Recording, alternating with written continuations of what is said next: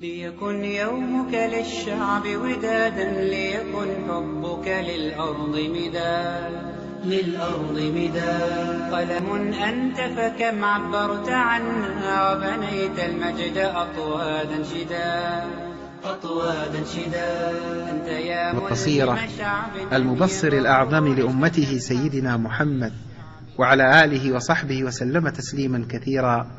لا يزال الحديث عن القلب بعد أن جاء الحديث عن التوبة والرجوع إلى الله. كان حديثنا عن حفظ قلوبنا لأنها محل نظر ربنا ولأنها الأساس في سيرنا إلى الله.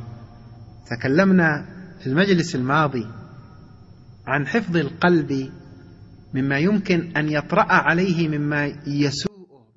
Мы говорили о сохранении сердца, от того, что может его запачкать, об очищении, о подготовке к принятию сияния от Аллаха, поскольку именно в сердце смотрит Аллах, так как сердце является основой на пути Аллаха. Также говорили о сохранении зрения, слуха, речи, о необходимости закрыть отверстия, влияющие на сердце. Если не удерживаться от греховного, то сердце ведь не очистится.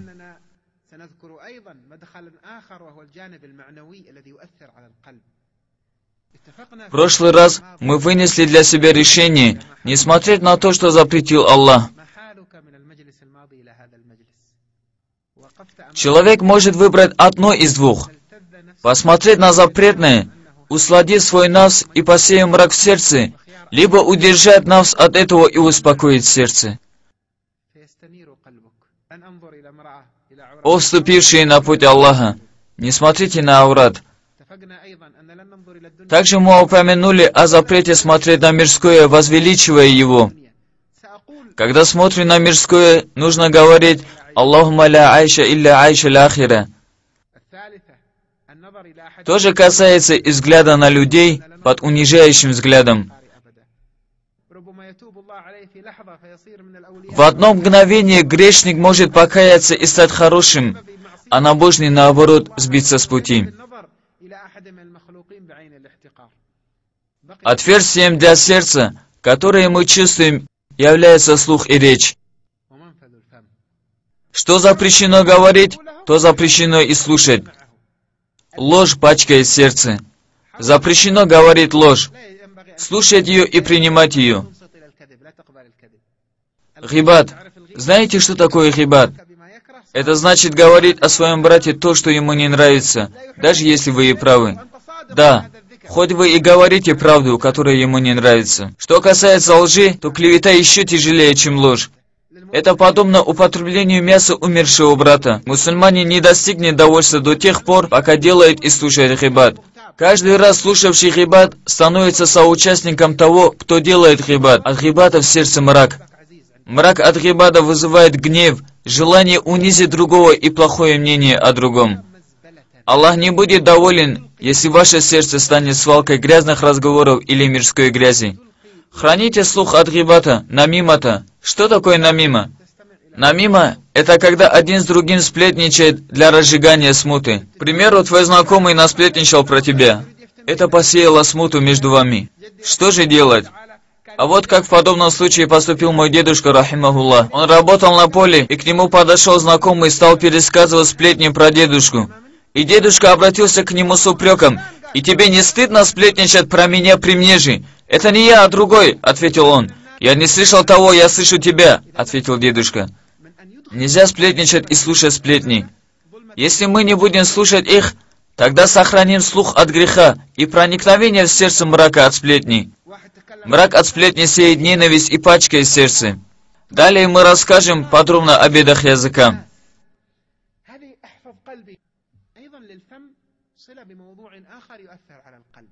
Также нельзя кушать запретное. Желающий усердствовать на пути Аллаха должен отказаться от употребления запретного, поскольку оно сразу оказывает влияние на состояние сердца. Организм того, кто поест дозволенное, будет покорным, а того, кто поест запретное, будет непослушным. Если вступивший на путь Аллаха дозволяет себе есть запретное, то он способен и на нарушение в сфере денег. Значит, может применять при сделках проценты и брать или давать взятки. Аллах проклял того, кто дает взятку, и того, кто берет ее. Если человек доволен тем, что пользуется украденными деньгами, имуществом, пусть знает, что он недостоин высшей степени перед Аллахом. Он может радоваться тому, что получил больше денег, но имущество, добытое таким образом, есть харам. Оно омрачает сердце.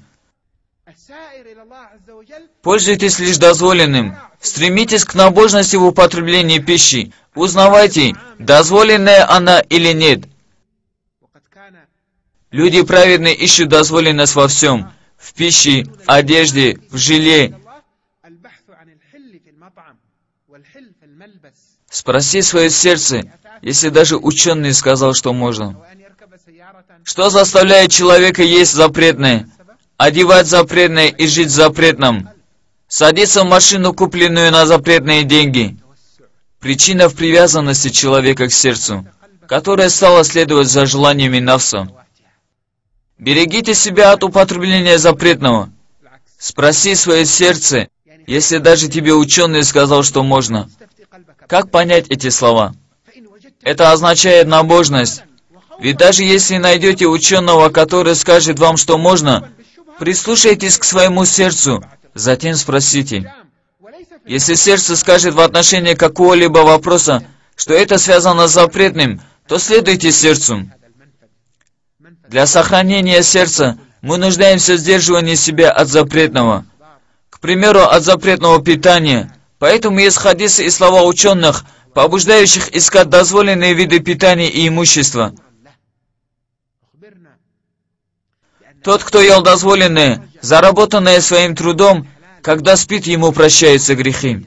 Раб, когда выходит в поиски дозволенного имущества, получает воздаяние за свой пот и труд. Кто выходит из дома в поисках дозволенного, считается воюющим на пути Аллаха. Кто ищет дозволенное, отказывается от запретного, поднимается на степень праведных. Оставить 1 дирхам из сомнительного лучше для Аллаха, чем дать в качестве милостыни 1000 дирхамов ради Аллаха. Аллах побуждает, чтобы давали милостыню нуждающимся, но заработанную дозволенным путем. А заработанную на запретном лучше не давать. Аллах дает вам, чтобы вы бедным тоже дали, чтобы этим вы возвысились в степени, но не возвышается в степени тем, что Аллах запретил.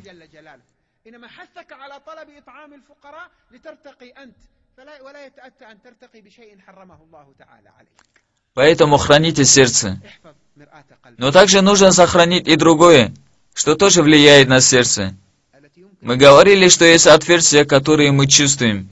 Это слух, речь, зрение. Отверстия, которые мы не чувствуем, это мысли. В сердце приходит мысль что-либо сделать, и человек это делает. Каждый грех, который влечет за собой гнев Аллаха, начинается с мысли. Большие грехи, неверие, лицемерие, проступки, нанесение вреда людям, все эти грехи начинаются с мысли. Мысли приходят в сердце, и человек следует мыслям. Эти мысли есть отверстия, которые мы не чувствуем. Они появляются изнутри. Мысли в сердце поступают из 4 источников. Первое – это нафс. Ее называют похоть. К примеру, человек соблюдает обязательный пост в жаркий день, и вдруг, видя холодную воду, что в этот момент желает нафс? Желает выпить эту воду. Так откуда появилось это желание? От нафса.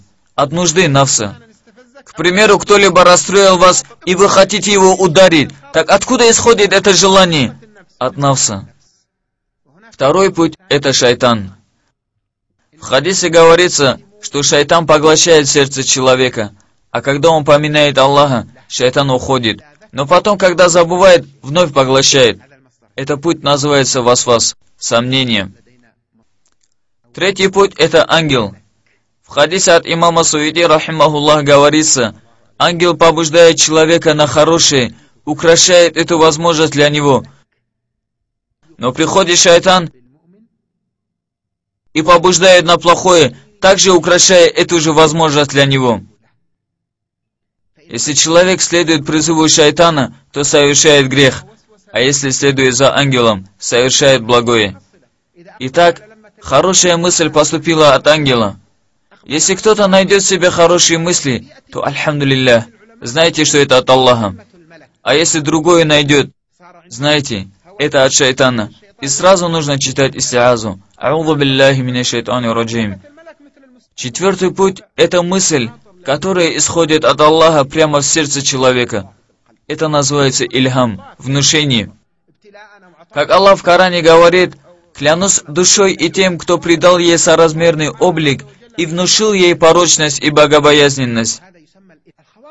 Очень много мыслей поступает человеку. Если сможете посчитать, сколько мыслей вам на ум приходит в течение минуты.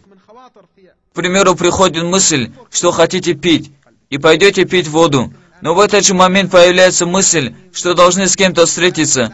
Все эти мысли, как и многие другие, приходят в течение 1 минуты. Некоторые ученые сказали, что человеку за сутки приходят больше 70 тысяч мыслей. Все они бывают либо хорошие, либо плохие. На это нужно обратить внимание для сохранения сердца.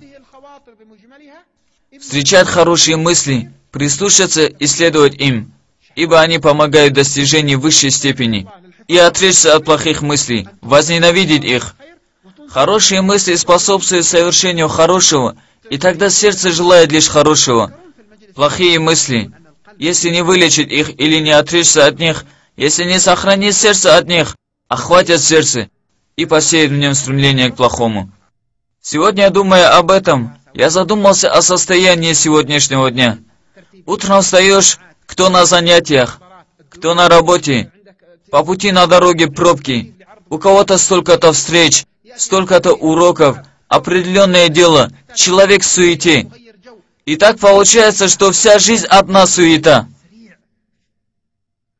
И до такой степени, что человек не знает этот день или ночь, и не сдерживает сердце. Желающий вступить на путь Аллаха должен отличаться от людей. Он должен вынести для себя решение не погружаться в мирскую суету. Стремитесь быть хорошим рабом Аллаха.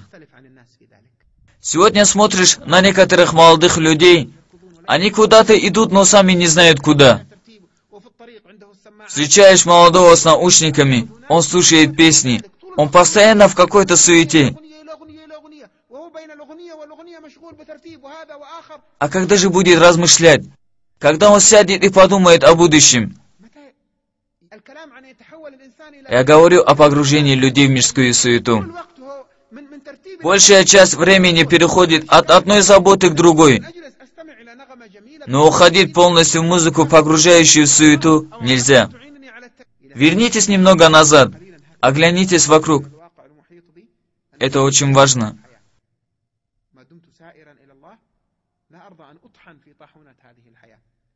Старайтесь выполнять свои обязанности лучше, чтобы студент был лучшим из студентов, поскольку цель должна быть приближение к Аллаху.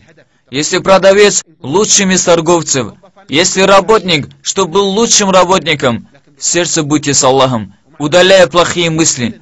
Мы нуждаемся в твердом решении. Отныне мысли наши не должны быть пустыми, без цели. Некоторые люди жалуются, говорят: в моем сердце появляется смирение, глаза проливают слезы, появляется желание приблизиться к Аллаху, и кажется, что уже больше не буду делать плохого. Но через 2-3 дня все это проходит. Почему? Потому что ты вернулся к прошлому, к тому, в чем уже покаялся. Вернулся к забвению сердца, ведь оно всегда открыто для хороших и плохих мыслей. После нашей встречи будем следовать хорошим мыслям и отрекаться от плохих. Далее, при следующих встречах, мы расскажем о том, как различать мысли, как узнать, эта мысль хорошая или плохая.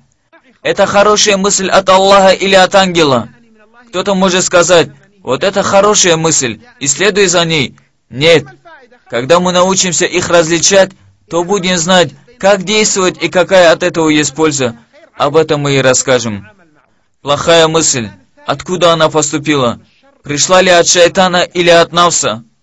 Кто-то может сказать: а зачем это знать? Это ведь просто плохая мысль. Отрекись от нее и все. Нет. Для каждого пути, откуда именно поступают мысли, есть свои виды лечения. Итак, в результате мы сможем отличить истинную хорошую мысль от плохой, которая маскируется под хорошую. Субханаллах, разве такое возможно? Да, возможно. Иншаллах, об этом мы расскажем в следующих встречах. اللهم يا من القلوب بين إصبعين من أصابعه يقلبهما كيفما يشاء، نسألك اللهم أن تثبت قلوبنا على دينك وعلى الإقبال عليك. اللهم احرس قلوبنا عن كل ما لا يرضيك، ثبتها على كل ما يرضيك، واجعل قلوبنا من القلوب المستقيمة السليمة مسلولة السخيمة التي تحفظها بحفظك للمحبوبين من عبادك برحمتك يا أرحم الراحمين. اللهم لا تجعل للشيطان علينا سلطانا، ولا تجعل النفوس الأمارة بالسوء علينا سلطانا. اللهم اجعل نفوسنا راضية مرضية مطمئنة كاملة مطمئنة مقبلة عليك، واجعل لمة الملك تملأ قلوبنا فنستجيب لها، واجعل إلهامك إيانا إلهام المحبوبين يا رب العالمين. وصلى الله على سيدنا محمد وآله وصحبه وسلم، والحمد لله رب العالمين.